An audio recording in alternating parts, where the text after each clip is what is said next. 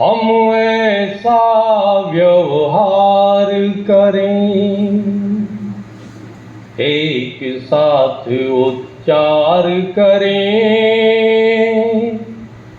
हम ऐसा व्यवहार करें, एक मंत्र का घोष करें। कृण्वन्तो विश्वमार्यम्, कृण्वन्तो विश्वमार्यम्। आज नहीं प्राचीन समय से मंत्र हमारा साथी, दूर दूर तक फैलाई थी आर्य धर्म की ख्याति। काल चक्र जब घूम पड़ा, तब लक्ष्य हुआ था ओझल। जाग उठी है दृष्टि हमारी, रही नहीं अब ओझल। दिव्य दृश्य संदेश स्मरें, हम ऐसा व्यवहार करें। एक मंत्र का घोष करें, कृण्वन्तो विश्वमार्यम्, कृण्वन्तो विश्वमार्यम्। वेद और उपनिषद सिखाते क्या कर्तव्य हमारा। राम कथा गीता सिखलाती जो गंतव्य हमारा। मिले विश्व में दूर दूर तक संस्कृति के बिखरे अवशेष। करते प्रेरित करो पुनः तुम विकृत जागृति के संदेश। गुंजन से अवकाश भरे, हम ऐसा व्यवहार करें। एक मंत्र का घोष करें, कृण्वन्तो विश्वमार्यम्, कृण्वन्तो विश्वमार्यम्। अखिल विश्व में एक बार फिर उन्नत ध्वज भगवा डोले। अखिल विश्व में एक बार फिर आर्य धर्म की जय बोले।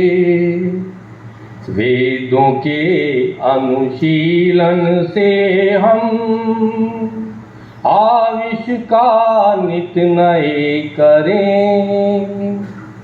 दुनिया का मानव भारत का आराधन और नमन करें। जग अपना उद्धार करें, हम ऐसा व्यवहार करें। एक मंत्र का घोष करें, कृण्वन्तो विश्वमार्यम्, कृण्वन्तो विश्वमार्यम्, कृण्वन्तो विश्वमार्यम्।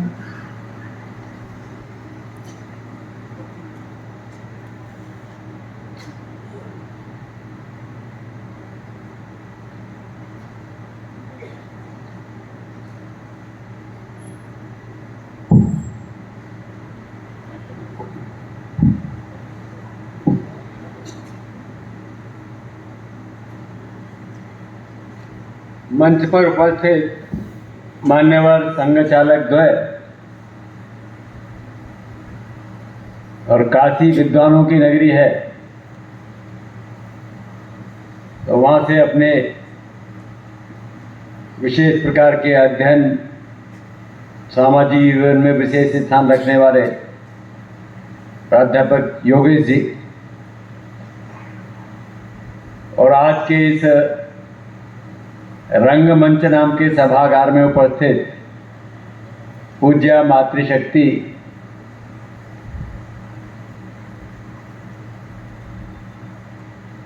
प्रबुद्ध नागरिक बंधु,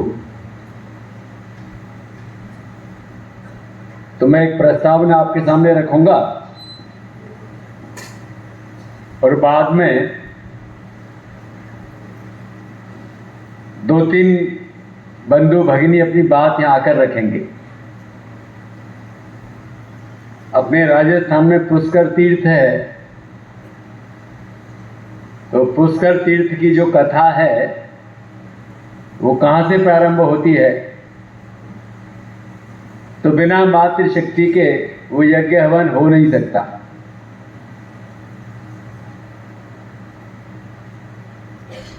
भारत का जो वैशिष्ट्य है वो दुनिया में नहीं है ऐसा। वो है भारत की परिवार परंपरा। इसके बहुत सारे सूत्र, भारत का परिवार संस्कार केंद्र है, चिकित्सा केंद्र है, अर्थ का केंद्र है, ऐसी वो समाज की एक परिपूर्ण इकाई है। इस आज के बदलते परिवेश में एक अलग प्रकार की परिभाषाएं होती हैं। एक 50 साल पीछे जाकर देखेंगे तो रेलगाड़ी के अंदर, बस के अंदर और कभी किसी दूसरे गांव में भी गए तो हमारे गांव की बेटी जिस गांव में है उस गांव का पानी भी नहीं पीना।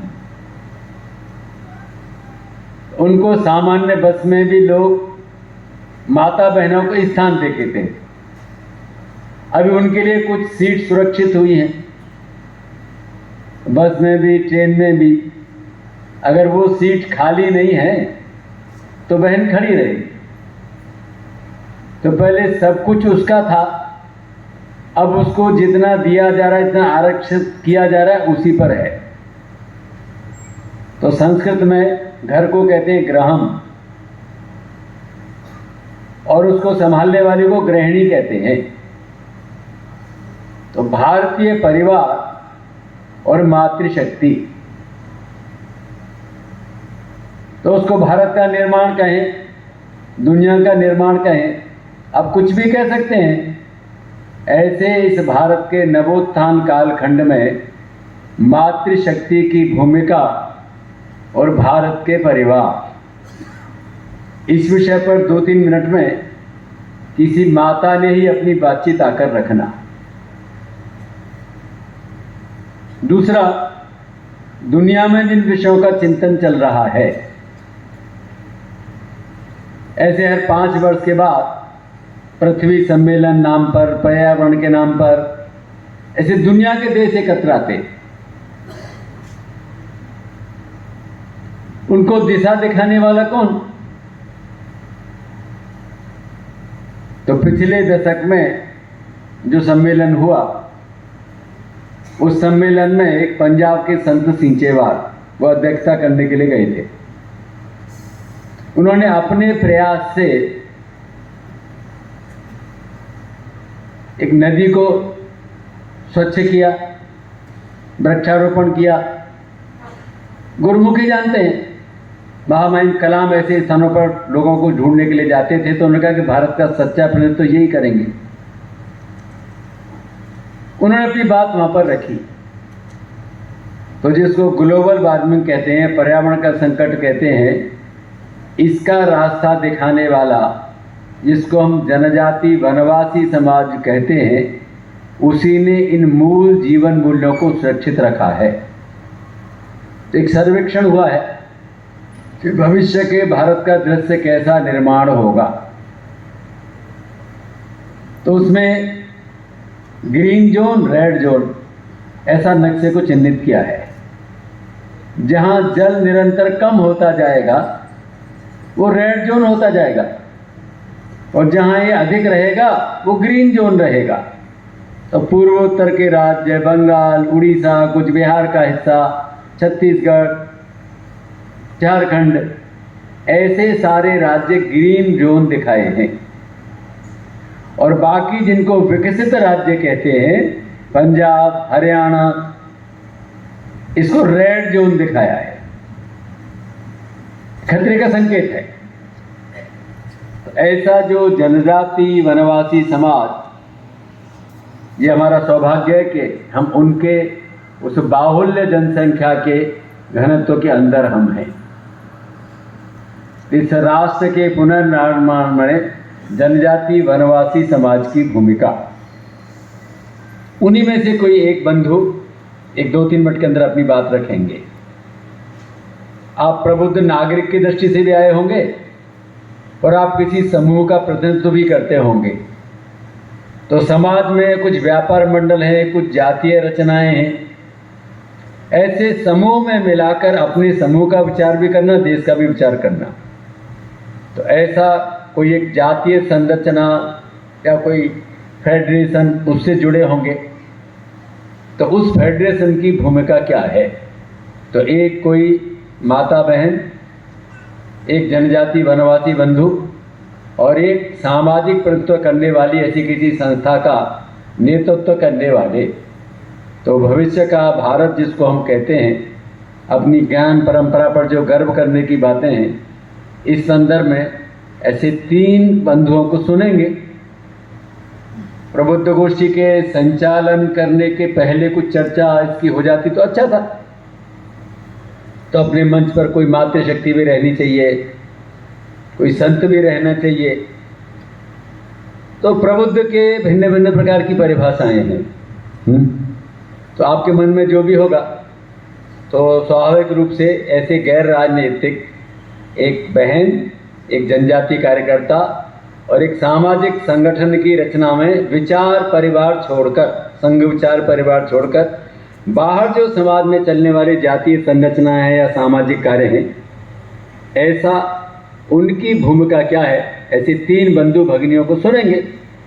वैसे तो अपने आप ही आना चाहिए, अपने आप नहीं आएंगे तो यहाँ जो लोग ऐसी सब रचना को जानते हैं, ऐसे क्रम से 3 लोगों को मंच पर आमंत्रित करेंगे। बाद में फिर आगे की चर्चा उनके बाद में आपके सामने 15 मिनट रखूँगा।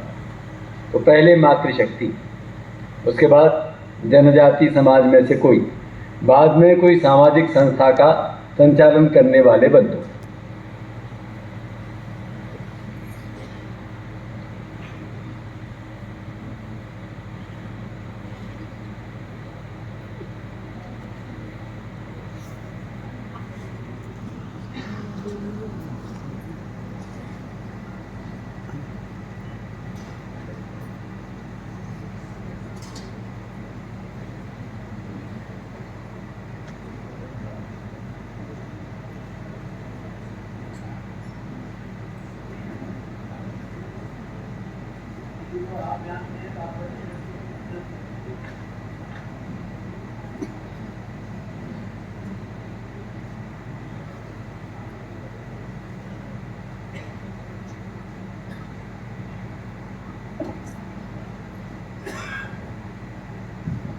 माँ सरस्वती को प्रणाम।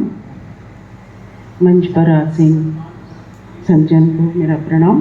समस्त जन को, संजन जन को मेरा प्रणाम। भगिनी को मेरा प्रणाम। मैं डॉक्टर मधु उपाध्याय पूर्व 22 वर्षों से शिक्षा के कॉलेज में काम कर रही हूँ। अभी मेरे पास शिक्षा के 3 कॉलेज चलते हैं और मेरा बस मातृशक्ति से ये निवेदन है, जो उद्देश्य मेरे मन मस्तिष्क में हमेशा रहता है, वो ये है कि हमारे बच्चों का निर्माण इस तरह हो कि जिनके अंदर हमारी संस्कृति के संस्कार हों। हमारे यहाँ से ऐसे शिक्षक निकलें कि जो पूरे समाज में जाकर अपनी संस्कृति तुल्य व्यक्त अपना आचरण उस तरह से प्रस्तुत करें। और इसीलिए हमारे शिक्षा में एक चैप्टर के पाठ के हिसाब से एक योजना हमारी बनी, जिसमें 6 दिवसीय गीता वर्कशॉप चलती है हमारे महाविद्यालय में, जिसमें समस्त इस क्षेत्र के शिक्षक जो हैं वो गीता दर्शन का वर्कशॉप लेते हैं और एक गुरु कैसा हो, शिष्य कैसा हो, उसके बारे में उनको पूरा लिखाया जाता है, बताया जाता है और वो सीखते हैं। इसी तरह से मातृशक्ति को भी संस्कारित होकर माँ भुवनेश्वरी की याद दिलाते हुए स्वामी विवेकानंद जैसे चलचित्र दिखाए जाते हैं कि उनका जीवन किस तरह से राष्ट्र निर्माण में उन्होंने अपना योगदान दिया। तो बस सिर्फ मैं इतना कहना चाहती हूँ कि यहाँ पर भी, और यहाँ ही नहीं, पूरे भारत में, पूरे विश्व में जितनी भी शिक्षिकाएँ वो जो चाहें वो समाज का निर्माण कर सकती हैं, और जैसे बच्चे चाहें, जैसे संकल्पित अध्यापकों का निर्माण वो करना चाहें तो वो कर सकती हैं, और ऐसी उनको शक्ति मिल जाती है, माँ सरस्वती देती है। धन्यवाद।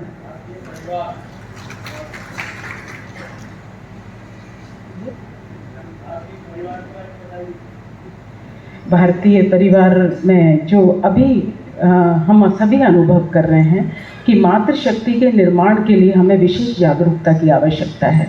आज मैं देखती हूँ, मैंने कोटा के इंस्टीट्यूशंस में लड़कियों के लिए इंटरव्यूज़ लिए हैं। मैं जयपुर गई तो जयपुर में भी जिस भी गार्डन में मैं जाती थी वहाँ मैं बच्चियों को इकट्ठा करके बात करना मेरा शौक़ है। तो जहाँ भी जाती हूँ मैं ये देखती हूँ कि भारतीय संस्कृति से बहुत बड़ी चुनौती है हमारे सामने मातृशक्ति को निर्माण में। तो मैं ये उनके अंदर ये देख रही हूँ कि वो भटकाव की स्थिति में आ रही हैं। तो उनके लिए आज परिवार से, इस विद्यालयों से इस तरह की योजनाबद्ध तरीके की एक पूरी व्यवस्था चाहिए जो उनको सच्ची नारी शक्ति का पाठ बता सकें। हमारी भारतीय नारी की जो भावात्मक शक्ति है वो सबसे बड़ी शक्ति है। और मैं अंत में ये कहना चाहूँगी, संकल्पित जीजा ने शिवाजी को जन्म दिया, संकल्पित भुवनेश्वरी ने स्वामी विवेकानंद जी को जन्म दिया, और न जाने कितनी माताओं ने राष्ट्रभक्तों को जन्म दिया। क्यों? इसका प्रश्न नारियों के सामने मैं रखती हूँ। आज भी कॉलेज में मैं जब भी अवसर मिलता है सिर्फ स्त्रियों की शिक्षा एक कालांश सप्ताह में सिर्फ इसलिए लेती हूँ कि वो अपने रास्ते पर अपने भारत के लिए, अपनी संस्कृति के लिए, अपनी संतानों के लिए कुछ अपने जीवन में ऐसा करें जिससे भारत गौरवान्वित हो और वापस सद्गुरु बने। धन्यवाद।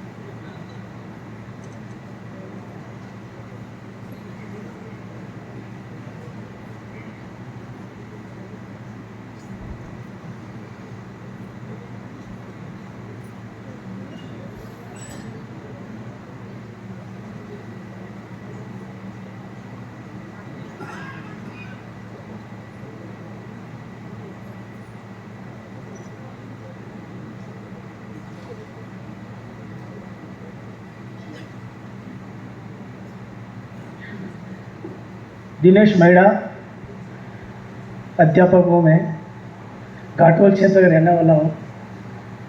जनजाति समूह में आज ऐसी विशेषता है, जैसे समूह में कोई भी काम है एक सहयोगात्मक भावना होती है। यदि जैसे उदाहरण के लिए जैसे आर्थिक स्थिति हो तो गांव की तरफ से, समूह की तरफ से उस व्यक्ति को कैसे उस आर्थिक स्थिति से आगे उस काम को किया जाए। जैसे हमारे बांसवाड़ा जिला में नोतरा प्रथा होती है, निश्चित तौर पर वो इतनी बढ़िया व्यवस्था है। कोई भी जनजाति समूह भाई है, उसका यदि कोई काम है, जैसे कि शादी है, ब्याह है या फिर कोई अशुभ काम हो, जैसे मौत हो जाए, उसमें भी पैसों की आवश्यकता होती है, धन की आवश्यकता, वो सहयोग के हिसाब से सहयोग की भावना होती है। साथ में उसी तरह से जैसे खेतों में काम करते हैं, उसका तो एक हल्ला पद्धति होती है, जिसमें आज मैंने उस भाई का सहयोग किया, उसने उसको सहयोग किया, इस तरह से वो सहयोग की भावना होती है। साथ में एक जनजाति समूह में सादगी सरल व्यवहार होता है, किसी भी काम किसी की जाता है मर्यादा में रहता है, और अपना एक रहने का तरीका बिल्कुल सरल होता है, और इस आर्थिक युग में, इस भौतिक युग में भी अपना कम से कम समय में अपना परिवार का पालन कर सकता है। इस तरह से वन में रह करके, एक बिखरी बस्ती में रह करके कैसे किसी समस्या का, जैसे कोई उस परिवार में, उस समाज में यदि कोई कठिनाई आ गई, तो एक ढोल परंपरा होती है, जिसमें ढोल बजा करके पूरे संजय इकट्ठे होते हैं और समय सब सामने वाली समस्या को समाधान करते हैं। इस तरह से विशेष समाज जनजाति समूह में है। धन्यवाद।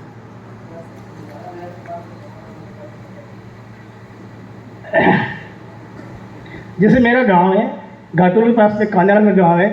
हमारे गांव में जैसे ये नोतरा प्रथा जी बात कर रही थी, मैंने हमारे गांव में एक हमने इस तरह से व्यवस्था कर रखी है, यदि किसी बच्चे की शादी करानी है, लड़की की शादी करानी है, हम निश्चित तौर पर उसके 5 साल, कम से कम 5 साल की नोतरा होना चाहिए। जैसे 2 लाख की जरूरत 3 लाख होती है, तो हम उस गांव के जो है परिवार के 2000, 3000, 5000, 500 इस तरह से पैसा इकट्ठा करते हैं। बाकायदा उनको हम 15 दिन पहले निमंत्रण देते हैं। नोतरा एक चावल होते हैं, चावल को कंकु या हल्दी में उसको करके उसको हर घर तक पहुंचाते हैं, भाई मेरा ये नोतरा है, बच्चे की शादी है, आपको इसमें सहयोग करना है। इस तरह से उस गांव में पैसा इकट्ठा हुआ, बच्चों की शादी होती है। साथ में जैसे कभी कभी जैसे अपन कोई आपत्ति आ जाती है किसी परिवार पे गांव में, तो हमारे गांव में ढोल होता है सर, एक विशेष प्रकार का उसका वादन कर दे, वादन करने के बाद पूरा गांव इकट्ठा हो जाता है। तो कभी कोई जैसे डकैती होती है, चोरी होती है, जहाँ एक व्यक्ति इसको समाधान नहीं करता, उस टाइम सभी लोग इकट्ठे हो जाते हैं और उस विपत्ति का सामना करते हैं।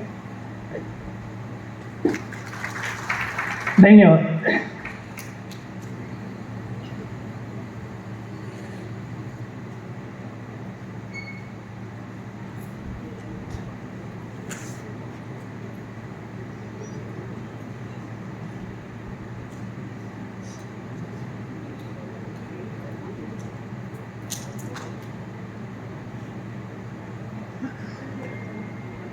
शशिकांत जोशी, अवधूत फाउंडेशन।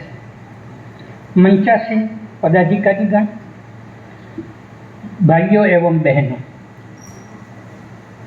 हमारा जिला बांसवाड़ा जनजातीय जिला है।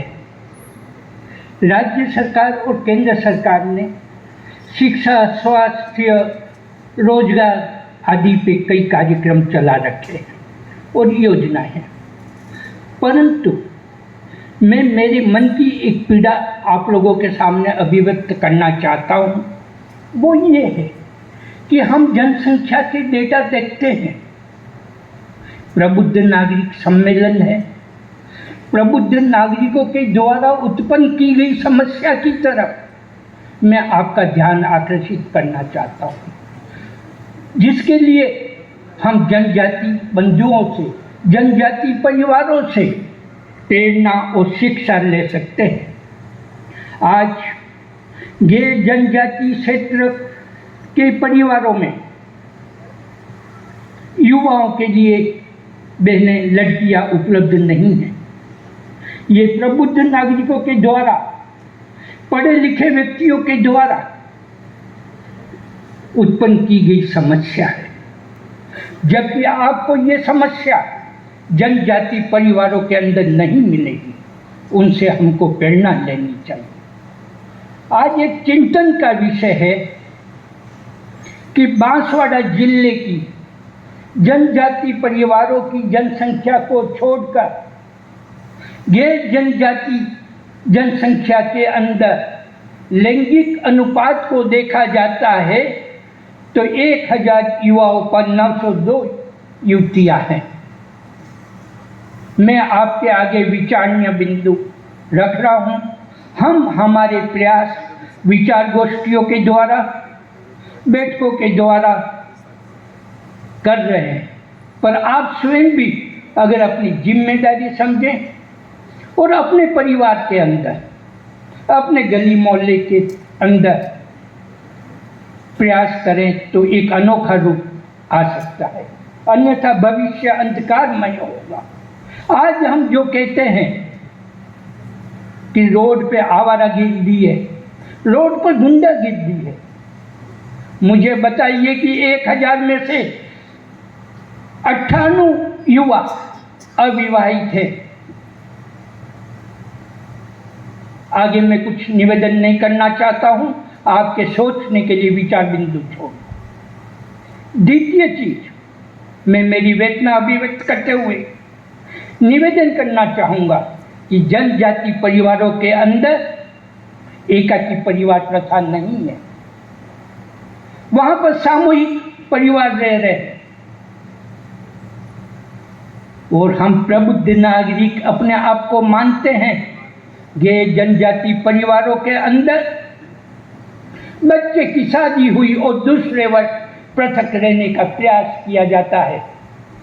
आज बांसवाड़ा नगर में ही ऐसे कई परिवार हैं, एक ही संतान, वो संतान पृथक रहती है, माता पिता के लिए वृद्धावस्था की आश्रम की भी व्यवस्था नहीं है।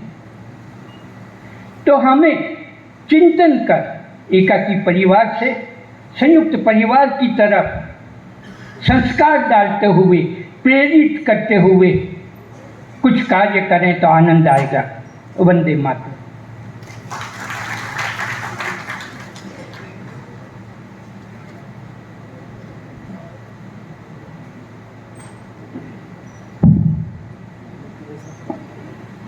आदरणीय जोशी जी जिन्होंने अपनी बात रखी, प्राध्यापिका बहन, एक जनजाति कार्यकर्ता, आज राष्ट्रीय स्वयंसेवक संघ सर्वत्र चर्चा का विषय है। प्रतिवर्ष विजयदशमी पर राष्ट्रीय स्वयंसेवक संघ के सरसंघ चालक वर्ष भर देश में घूमते हैं, प्रमुख संतों से मिलते हैं, जनजाति के प्रमुख लोगों से मिलते हैं, मातृशक्ति से मिलते हैं और ऐसे देश में जो चल रहा है, समाज किस दिशा में जाना चाहता है, उनसे जो जानकारी मिलती है उसको फिर देश के सामने रखते हैं। हम में से कहीं ना कहीं उन विषयों को सुना होगा। तो इस बार के विजयदशमी के उद्बोधन में वहाँ की अध्यक्षता करने वाली संतोष यादव खिलाड़ी बहन थी। एक विषय प्रमुखता से मातृशक्ति की सहभागिता, जिसको जोशी जी ने सटीक शब्दों में लिंगानुपात के बारे में कहा है। दूसरा कहा है भारत के परिवार के बारे में। तीसरा स्वावलंबी भारत रोजगार के बारे में कहा है। और भारत को कैसे लोग चाहिए, मतांतरित न हो, और एक डेमोग्राफी, जनसंख्या के बारे में संकेत किया है। ये उन्होंने व्यक्तिगत रूप से अपना आकलन नहीं है, देश भर का आकलन है। आज के समाचार पत्र में दो प्रमुख समाचार आपने पढ़े होंगे। एक समाचार है अमेरिका ने उसके देश में आने वाले भारतीयों को वीजा जिसको कहते हैं, उसमें कई प्रकार की छूट दी है। दूसरा समाचार है केंद्र सरकार ने एक हलफनामा दायर किया उच्चतम न्यायालय के सामने। जनजाति बंधु विधर्म में चले गए तो जनजाति तो रहे नहीं वो, इसलिए उनकी जो सुरक्षा है वो जनजाति रहने में, बाहर जाकर तो अलग प्रकार का वायुमंडल है, इसलिए ऐसा जनजाति से बाहर जाने पर ये आरक्षण की सुविधा मिलना ये कितना ठीक है, इसका विचार न्यायालय ने करना चाहिए। ये दो संकेत हैं, एक भारत का संकेत है, एक भारत के बाहर का संकेत है। एक 3 माह पूर्व जिसको WHO कहते हैं,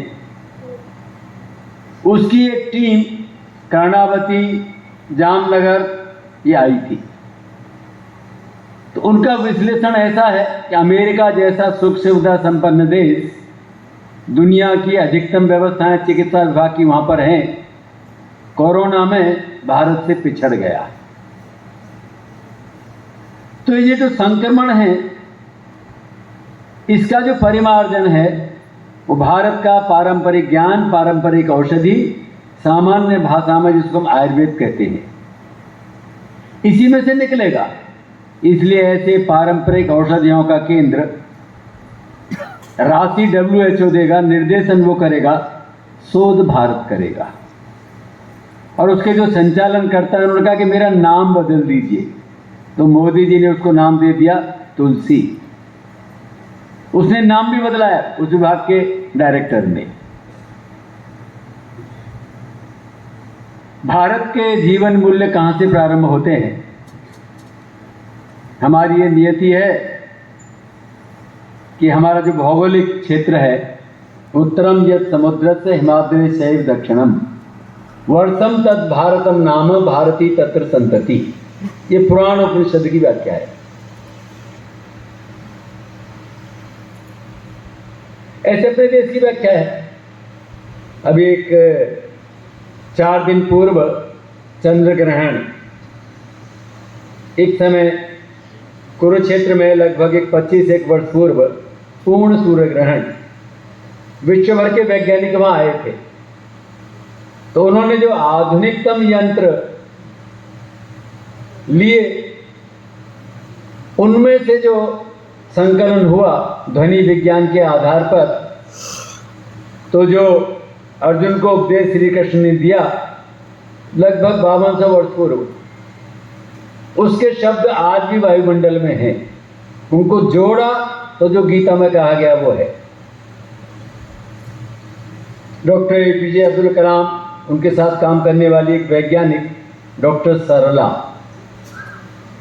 कि राम मंदिर पुनर्निर्माण के संदर्भ में एक मोटा शोध ग्रंथ है, राम की कहानी विज्ञान की जुबानी। तो कब वनगमन हुआ, कब युद्ध हुआ, उस समय के ग्रह लक्षण क्या थे? अभी 2 दिन पूर्व आपने हल्के भूकंप के झटके कुछ महसूस किए होंगे। एक बहुत सन 2000 के दशक में गुजरात के अंदर भयंकर भूकंप आया था। तो डॉक्टर योगेश जी का काशी का जो बड़ा पंचांग है, ठाकुर प्रसाद का बड़ा प्रसिद्ध है, उस पंचांग में उसका वर्णन था कैसे उस सौराष्ट्र के अंदर भूकंप आएगा। कालगणना बड़ी समीचीन है। हमारे महामहिम APJ अब्दुल कलाम, एक डॉक्टर देवेंद्र प्रधान जी हमारे वैज्ञानिक हैं, वो काशी के ही यात्रा पर जा रहे थे। तो दोनों वैज्ञानिक हैं। तो प्रधान जी ने पूछा कलाम साहब को कि कहाँ जा रहे हैं कलाम साहब? बोले काशी जा रहा हूँ। तो कोई सेमिनार है? बोले सेमिनार तो नहीं है। तो कोई आपका लेक्चर है? बोले वो भी नहीं है। तो फिर क्या करने जा रहे हैं? बोले काशी विश्वनाथ के दर्शन करने जा रहा हूँ। अगला वाक्य उनसे पूछा कि आपने अपने देश का जो प्रक्षेपास्त्र प्रणाली है उसका नाम रखा है नाग, अग्नि, त्रिशूल, आकाश, पृथ्वी, ये क्या है? मैं कहा कि मैं प्रतिदिन गीता पढ़ता हूँ और जहां बैठकर पढ़ता हूं उस कुटी का नाम मैंने दिया है शाश्वत कुटीर, और सामने मार्कंडेय ऋषि का चित्र रखा है। उन सूत्रों में ये सारा विज्ञान है, उन सूत्रों में से मैंने प्रक्षेपास्त्र प्रणाली बनाई है। पोखरण नाम के स्थान पर हमने विस्फोट किया, दुनिया के देश हतप्रभ रह गए। कि हमारे पास इतना वैज्ञानिक प्रणाली होने के बाद भारत ने चुपचाप कर दिया, तो कैसे कर दिया? इन पर प्रतिबंध लगा दो, लगा दिया। अटल जी प्रधानमंत्री थे तो अटल जी ने एक योजना निकाली, रिसर्जेंट बॉन्ड। भारत के लोग भारत के बाहर जहां रह रहे हो वहीं रहो, अपना पैसा भारत के बैंक में डाल दो। कोटा का केंद्र, हमारे वैज्ञानिकों ने, रूस ने कहा कि अब ठीक नहीं करेंगे, बहुत कम उसमें ठीक कर दिया। विजय भाटकर नाम के और 2 मित्रों ने परम 10,000 संगणक बनाया। हम भी बना सकते हैं। आज संस्कृत ये भाषा, ये संगणक विज्ञान के लिए सबसे उपयुक्ततम भाषा है। पर भारत की कीमत उतनी होती है जितनी भारत के सामान्य आदमी की होती है। ऐसा सदियों से इस परंपरा को निर्वहन करने वाला देश, गीता के अंदर कहीं हिंदू नाम से कोई वर्णन नहीं है, क्योंकि 5200 वर्ष पहले सृष्टि पर, चराचर पर जो श्रेष्ठ लोग विचार करते थे, कोई आर्य कहते थे उनको, ऐसे ही लोग थे। ये तो 2000 वर्ष पहले ईसाइयत इस नाम का तंत्र चला है, 1500 वर्ष पर इस्लाम चला है। तो इस सृष्टि पर कौन रहता था? तो ऐसा जो अपौर से हम जिन बातों को सुनते हैं, आज वो विज्ञान के धरातल पर भी सत्य सिद्ध हो रही है। अब इसका विज्ञान क्या है? तो अमर्त्य सेन नाम के विद्वान ने लिखा है कि भारत का अर्थशास्त्र भारत की अनपढ़ ग्रामीण महिला ज्यादा अच्छा जानती है। जनजाति की चर्चा हुई है यहाँ पर। उसको जो मिलता है परिवार चलाने के लिए, उसके साथ साथ सामाजिक धार्मिक काम के लिए बचा कर रखती है। इसी राजस्थान की घटना है 12 की। इस राम मंदिर समर्पण के अभियान में एक जनजाति महिला के पास धन था नहीं, तो गले में जो मंगलसूत्र वो पैंडल पहने हुए थी उसने दे दिया। ये वैशिष्ट जब तक भारत का रहेगा तब तक भारत का कुछ बाल बांका हो नहीं सकता। इसलिए अपनी परिवार रचना की मजबूती और एक भाषा विज्ञान का वैसा वैज्ञानिक विश्लेषण है, नाबालिग रहने तक दादी नानी बालकों के परिवार में रहने वाला बालक अधिक गहरा संस्कार युक्त होता है। मातृभाषा में जो संस्कार उसको मिल गया, उसकी नींव पक्की उसी में से होती है। तो भारत की कई परिवार है। ये परिवार जब तक रहेगा तब तक भारत भारत रहेगा। ये भारत के बाहर आप इसको देख नहीं सकते। एक लगभग 1.5% लोग अमेरिका के अंदर हैं, वो कैसा ही स्थान बना रहे हैं? वो बना इसलिए रहे हैं कि भारत के जो जीवन मूल्य हैं, तो भारत का सामान्य आदमी धनोपार्जन अपने लिए नहीं करता, परिवार के लिए करता है। इससे आगे सोचता है कि मैं अपनी जाति के लिए भी करूंगा, और भी आगे जाता है गांव के लिए करूंगा। तो भगत सिंह कोश्यारी जी, मुंबई के राज्यपाल का बयान बड़ा चर्चित हुआ था कि गुजरात के लोग, राजस्थान के लोग, महाराष्ट्र, ये जो इस प्रकार के लोग हैं, इनके कारण बहुत बड़ा विकास वहां का हो रहा है। तो जिनकी जड़ों में ये बातें हैं, वो दुनिया का नेतृत्व कर रहे हैं। जब तक ये जीवन मूल्य उनके जीवन में भारत के रहते हैं, तब तक वो अपने देश के हित के साथ साथ जहां जहां रहते हैं वहां का हित भी करते हैं। इसलिए यहाँ के व्यक्ति को प्रमुख से CEO बनाना, ऐसे दुनिया में होड़ लगी है भारत मूल के लोगों की। ये भारत के लोगों की कीमत है। इस कीमत के सूत्र व्यक्ति कहाँ से सीखता है? अपनी जो गुरुकुल शिक्षा परंपरा, पारिवारिक परंपरा, उसमें ये सब के सब शिक्षा के संस्कार उसको मिलते ही थे। इसलिए जनजाति वनवासी को कितना भी आप कहो कि तुम ज्यादा पैसा कमाओ, वो शिक्षा में जाएगा ही नहीं। ज्यादा पेड़ लगाओ, इसको मान लेगा।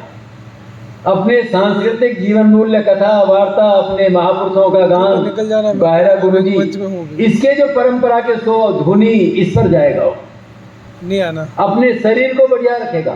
सेना का विश्लेषण है, अपने देश की सबसे मारक regiment, Mahar regiment, Gorkha regiment, Assam rifles. इनको छूट है कि आपकी लंबाई थोड़ी कम है तो भी आओ आप सेना में। कौन लोग है जिसको हम मर्यादा पुरुषोत्तम राम की सेना कहते हैं? वो वन में रहने वाले नर यानी वानर, नदियों के किनारे रहने वाला निषाद समाज, ऐसा जागृत समाज, ये भारत का पारंपरिक ज्ञान रखने वाला समाज सदियों से रहता आया है। हमको कुछ बातें पढ़ाई। स्वातंत्र के 75 वर्ष भारत गुलाम था पर गांव स्वतंत्र थे। लेखा मेड़ा नाम का गढ़चिरौली में गांव, माझा गांव, माझी सरकार, गांव के जनजाति वनवासी लोग मिलकर सवेरे तय करते हैं आज किधर जाना है, किसकी खेती ठीक करनी है। गांव में सामूहिक खेती। इसी राजस्थान के भेमई और सांवरिया सेठ का गांव, दोनों गांव के लोगों ने मिलकर अपनी चकबंदी अपने आप कर दी है कि दूर दूर खेत है तो मिलकर तय कर लो ना, ये एक जगह रख लेंगे। ऐसी जो हमारी एक परंपरा और व्यवस्थाएं थी, उन व्यवस्थाओं का क्षरण हुआ है कि आगे बढ़े। 60 के दशक में दीनदयाल उपाध्याय जी का एक भाषण हुआ है कि अगर पंजाब इस ढंग से विकास के रास्ते पर आगे बढ़ा जिसको विकास मान रहा है, उस पंजाब की पूरी भूमि ऊसर हो जाएगी आगामी 25 वर्ष में। 25 के पहले ही होगी। हमने भारत के बाहर से इस प्रकार की नस्लें लेना शुरू किया। मोहम्मद कलाम ब्राजील गए थे। उन्होंने कहा कि हमको आपसे कुछ सहायता नहीं चाहिए, हमको भारत की एक गौवंश की नस्ल का बीज हमको दे दिए, गिर का। वो बीज दिया तो भारत की नस्ल का बीज गिर गाय सर्वाधिक दूध देने वाली, वो ब्राजील ने पेटेंट किया है। ये जो भारत का ज्ञान है, अपनी जो ज्ञान परंपरा है, इसको कौन सुरक्षित रखेगा? एक है व्यक्ति के रूप में सुरक्षित रखना, एक परिवार के रूप में सुरक्षित रखना, एक परंपराओं में सुरक्षित रखना, तो जनजाति समाज इसमें आगे है। एक शैक्षणिक संस्थानों में इसको सुरक्षित रखना। एक राष्ट्रपति के कालकाल पूरा होने के बाद हर एक राष्ट्रपति के नाम पर एक भूखंड राष्ट्रपति भवन में रहता है।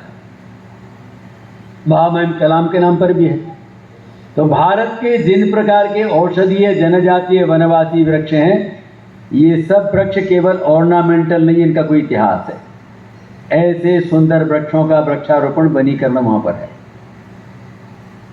डॉक्टर माता प्रसाद भेड़ का नया ऊतक निकालकर नई भेड़ तैयार कर दी। बोले कहां से पढ़ा? मैंने सुश्रुत में पढ़ा है, चरक में पढ़ा है। ऐसा जो ज्ञान विज्ञान हमारे पास था, उसको योगानुकूल करना, परिवार रचना के अनुकूल करना, ऐसे इस जीवन मूल्यों को, जो बात कुछ बात ऐसी सामान्य जो पूरे देश के नागरिकों ने समझने की है, ऐसे जीवन मूल्यों पर जीने वाले लोग, उनकी दुनिया में भी आवश्यकता है। कहाँ निर्माण होंगे? ये परिवार में निर्माण होंगे। सोनोग्राफी आई तो उसके बाद ये पता चल जाता है कि गर्भ में बालक है कि बालिका है।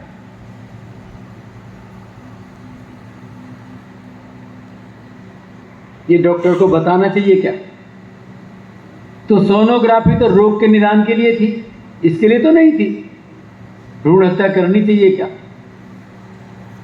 तो सबसे लिंगानुपात सबसे कम हरियाणा में और भी गुड़गांव में, जो विकसित शहर माना जाता है।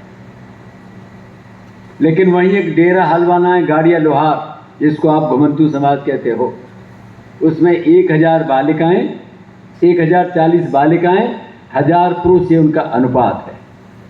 क्योंकि भ्रूण हत्या नहीं है, दहेज प्रथा नहीं है। ये जोशी जी ने बड़े महत्व की बात कही है। मेरे छत्तीसगढ़ का ऐसा क्षेत्र है, जनजाति क्षेत्र है, भोटिया, उत्तराखंड का। वहाँ बहुपत्नी प्रथा है, हम महाभारत सुनते होंगे। तो वहाँ बालिकाओं की संख्या ज़्यादा है। तो प्रकृति ने माता का बीज अधिक दिया है। अधिक नहीं तो बराबर तो दिया ही है। सृष्टि के सबसे ज़्यादा देव जिसको सब आराध्य मानते हैं, भगवान शंकर, उनको कहते हैं अर्धनारीश्वर। एक ओर से देखो तो नारी है, एक ओर से पुरुष है। अभी माताओं बहनों को परिवार ठीक से संभालना, योग्य संतान निर्माण करना कि केवल धनोपार्जन करना, पूरा घर ही उसका था। यह जो हमारी एक सांस्कृतिक परंपराएं थी, उस जीवन मूल्यों का क्षरण अगर सबसे कम किसी ने किया है तो जनजाति ने किया है। और थोड़ा उतना तो नहीं, लेकिन सुरक्षित रखे है तो गांव ने रखा। हमारा देश की राजधानी दिल्ली है, तो राजधानी में तो देश भर के विद्वान लोग, सरकार, बाकी सारी रचनाएं रहती हैं वहां पर। लेकिन सबसे अधिक प्रदूषण कहाँ है? तो वो दिल्ली में है। तो अधिक विद्वान होना है, प्रदूषण बढ़ाना है कि प्रदूषण घटाना है? दुनिया के विकसित देश तो पर्यावरण में कार्बन डाइऑक्साइड उत्सर्जन के उत्पादन में भारत का एक आदमी का जितना हिस्सा है, अमेरिका के आदमी का उससे 10 गुना ज्यादा है। ये कौन सी दुनिया निर्माण हो रही है? कौन सा भारत निर्माण हो रहा है? हमारे सामान्य गांव में लोग कहते हैं कि शांत हो गए, मृत्यु हो गए, ऐसा नहीं कहते। शांत हो गए तो क्या हो गए? पंच तत्व से बना शरीरा, क्षितिजल पावक गगन समीरा। इस पंच तत्व का संतुलन बिगड़ गया तो वैद्य जी कहते हैं कि आपका वात बढ़ गया, पित्त बढ़ गया, कफ बढ़ गया। ये हमारे रसोई घर में से सारी इसकी चिकित्सा प्रणाली चलती थी।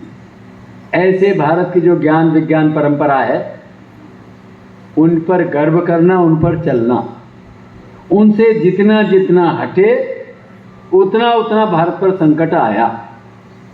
और भारत पर संकट आया तो विश्व पर आया। हम सर्वसामान्य कोई भी आयोजन कार्यक्रम जब करते हैं तो उसके अंत में एक प्रार्थना होती है। वो हर एक भाषा में अलग अलग है। मराठी में पसायदान है, उसका उद्बोधन का अर्थ ऐसा रहता है, धर्म की, बोलिए, जय हो, अधर्म का नाश हो, प्राणियों में सद्भावना हो, आगे क्या है? विश्व का कल्याण हो। अब ये 3 बात समझ में आती है तो 3 बात के बाद होना चाहिए मेरा कल्याण हो, मेरे परिवार का कल्याण हो, मेरे राज्य का कल्याण हो, मेरे देश का हो। ये बात सब भूल गए। कहां चले गए? विश्व का कल्याण हो। अगर ये 3 बातें हो गई, इस धर्म स्थापना के कारण विश्व का कल्याण अपने आप हो जाएगा। इसलिए संत रविशंकर जी कहीं जाते हैं तो देश भर के लोग आ जाते हैं।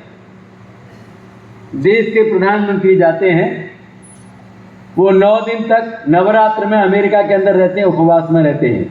तो लोगों को लगता है तो योग योग योग। जैसा भारत का सामान्य आदमी रहता है, दुनिया को लगता है यही एक रास्ता है। लगता तो पहले भी था, लेकिन भारत ने इस पर चलना छोड़ दिया था। अभी थोड़ा कुछ काम 5-7 वर्ष के अंदर ऐसा दिखता है कि भारत में इस प्रकार की चेतना सामान्य बंधु भगिनी, गांव, जनजाति इसने बना कर रखी थी, बचा कर रखी थी। थोड़ा विद्वानों का, प्रयोगशालाओं का, सरकारों का, संस्थानों का ध्यान भी इधर गया है। इसलिए स्वाधीनता के पश्चात मेरे सपनों का भारत में गांधी जी ने लिखा था कैसा भारत बनेगा। नेहरू जी ने कहा था आपके इस दकियानुसी विचार को मैं नहीं मानता हूं। डॉक्टर हेडगेवार ने कहा तंत्र का मतलब स्वराज्य नहीं है, अपने इस प्रकार की व्यवस्था निर्माण होना इसका अर्थ स्वराज्य है। ऐसे जीवन के विभिन्न क्षेत्रों के अंदर इस प्रकार की सामाजिक संरचना जो व्यक्ति से लेकर राष्ट्र को ठीक दिशा में ले जा सकती हैं, ये खड़ी हो रही हैं। हमारा योगदान कितना हो सकता है? तो जिन प्रश्नों के उत्तर आज आपके प्रश्न आपने खड़े किए हैं, उनके उत्तर केवल और केवल भारत के पास हैं, भारत की परिवार रचना के पास हैं, भारत के विद्वानों के पास हैं, भारत की शिक्षा रचना के पास हैं। हम प्रबुद्ध नागरिक होने का अर्थ है हमारे जीवन में इसका व्यवहार अधिक होना चाहिए। इसको हम जाने समझें, इतना ही निवेदन मुझे आज आपके सामने रखना है।